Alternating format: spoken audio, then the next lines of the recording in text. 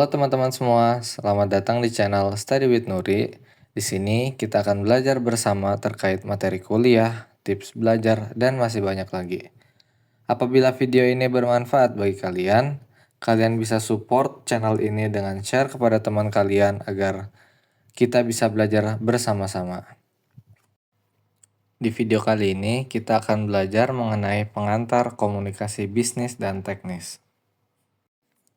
Sebelum mempelajari lebih dalam lagi, kita harus mengetahui tujuan pembelajaran kali ini, yaitu dapat memahami dan menjelaskan terkait dasar komunikasi bisnis dan teknis.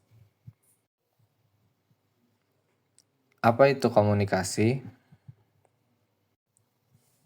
Menurut Purwanto dan Zakaria, komunikasi adalah proses pengiriman dan penerimaan pesan dalam bentuk verbal maupun nonverbal yang disertai dengan pemaknaan terhadap pesan yang dikirim.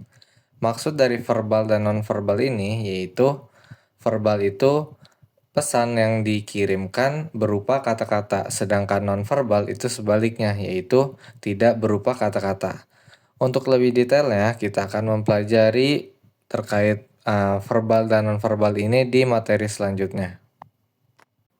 Unsur-unsur komunikasi. Komunikasi ini memiliki 5 unsur. Yang pertama adalah komunikator, yaitu orang yang mengirimkan pesan.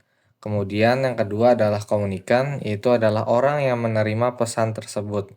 Ketiga itu ada media, yaitu melalui apa pesan itu diantarkan oleh komunikator kepada komunikan. Kemudian unsur yang keempat yaitu adalah efek atau impact, yaitu dampak dari pesan yang disampaikan oleh komunikator kepada komunikan. Baik itu efeknya berupa biasa saja atau senang, sedih, dan lain-lainnya. Kemudian yang terakhir adalah pesan, yaitu informasi apa yang ada pada pesan yang disampaikan oleh komunikator kepada komunikan. Selanjutnya, komunikasi dalam organisasi. Apa itu komunikasi dalam organisasi? Menurut Everett M. Roger, komunikasi organisasi adalah suatu sistem yang mapan dari mereka yang bekerja sama untuk mencapai tujuan bersama melalui jenjang kepangkatan dan pembagian tugas. Sedangkan menurut Wiranto, komunikasi organisasi adalah pengiriman dan penerimaan berbagai pesan organisasi di dalam kelompok formal maupun informal dari suatu organisasi. Kita dapat tarik kesimpulan bahwa komunikasi organisasi itu sama sebagaimana komunikasi pada umumnya, yaitu proses pengiriman pesan dan penerimaan pesan dari komunikator kepada komunikan, akan tetapi lingkupnya ini yaitu adalah lingkup organisasi.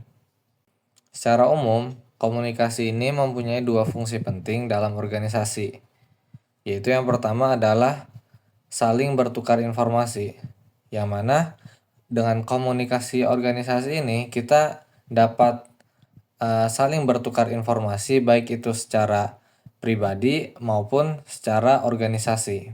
Kemudian fungsi yang kedua yaitu menghubungkan sekelompok anggota dalam organisasi yang terpisah dengan organisasi lainnya.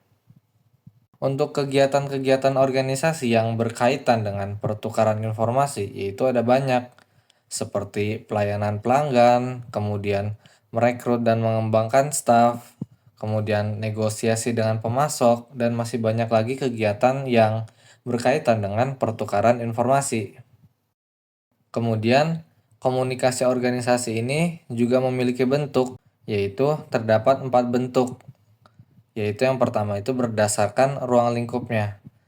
Kalau berdasarkan ruang lingkupnya, komunikasi ini terbagi menjadi 2, yaitu komunikasi internal dan komunikasi eksternal.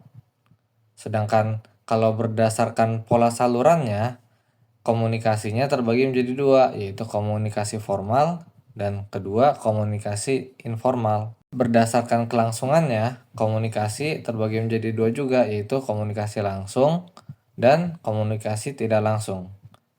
Dan yang terakhir, berdasarkan sifat dan jumlah komunikannya, Komunikasi organisasi ini terbagi menjadi 3, yaitu komunikasi antar pribadi, yaitu pribadi dengan pribadi, kemudian komunikasi kelompok, yaitu organisasi A dengan organisasi B. Kemudian yang terakhir itu adalah komunikasi massa, yaitu seperti komunikasi suatu organisasi kepada khalayak umum. Kemudian setelah kita belajar mengenai komunikasi organisasi, kemudian definisi komunikasi, jadi apa itu komunikasi bisnis dan teknis? Penjelasan terkait komunikasi bisnis dan teknis akan dijelaskan pada video-video berikutnya. Sebelum ditutup, ada quotes yang berkaitan dengan komunikasi ini, yaitu keterampilan dalam berkomunikasi akan sangat berpengaruh terhadap keberhasilan dalam dunia bisnis. Dan juga ada part bonus, yaitu mengenai komunikasi teknis, yang mana komunikasi teknis ini bertujuan untuk memfasilitasi pemahaman dan pertukaran informasi yang efisien dalam lingkungan teknis. Sekian materi kita pada hari ini. Terima kasih telah menonton video ini. Jika kalian menemukan manfaat dari video ini, jangan lupa untuk like, comment, and share kepada teman-teman kalian. Jika ada pertanyaan atau topik yang ingin dibahas, silahkan tulis di kolom komentar. Sampai jumpa di video selanjutnya dan tetap semangat.